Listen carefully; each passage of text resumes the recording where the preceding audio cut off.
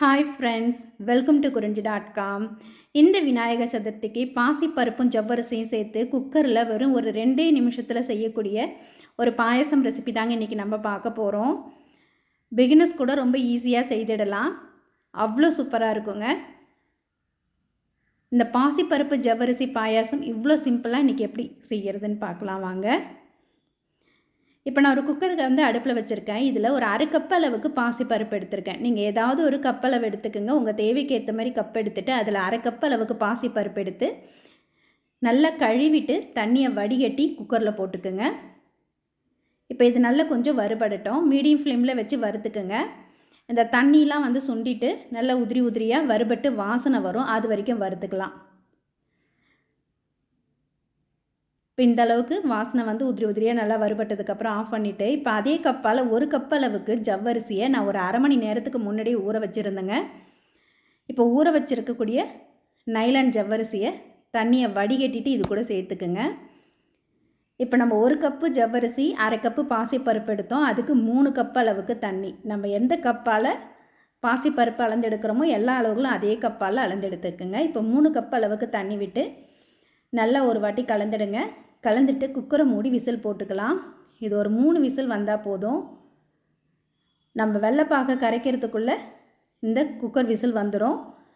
அப்புறம் நம்ம வெள்ளைப்பாகை எடுத்து ஊற்றி கலந்து இறக்க வேண்டியதான். ஆனால் இதில் கடைசியாக நம்ம பால் சேர்த்துக்க போகிறோம். இப்போ குக்கரை மூடி நல்லா ஒரு 3 விசில் வர விட்டுடலாம்.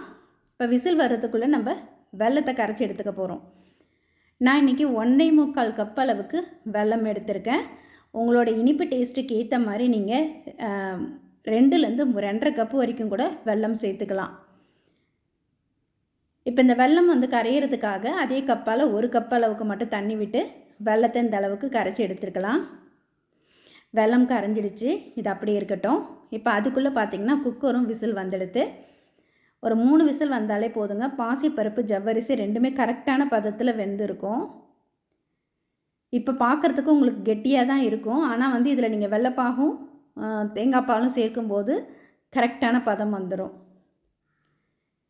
இப்போ இது கூட நம்ம கரைச்சி வச்சுருக்கக்கூடிய வெல்லம் தண்ணியை சேர்த்துக்கலாம்.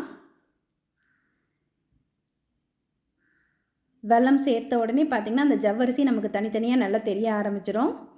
ரொம்ப சிம்பிளாக ஒரு 2லேருந்து 3 நிமிஷம் கூட ஆகாதுங்க. சட்டுன்னு இந்த பாயசம் நம்ம செஞ்சு முடிச்சிடலாம். விநாயகர் சதுர்த்திக்கு பார்த்திங்கன்னா பாசிப்பருப்பில் ஏதாவது ஒரு டிஷ் ரெடி பண்ணுங்கள். அது இந்த பாயசமாக இருந்தால் ரொம்ப நல்லது. இப்போ இது கூட ஒரு சிட்டிகை உப்பும் வாசனைக்காக ஏலக்காய் தூள் ஒரு 1/4 ஸ்பூன் அளவுக்கு சேர்த்துக்கலாம்.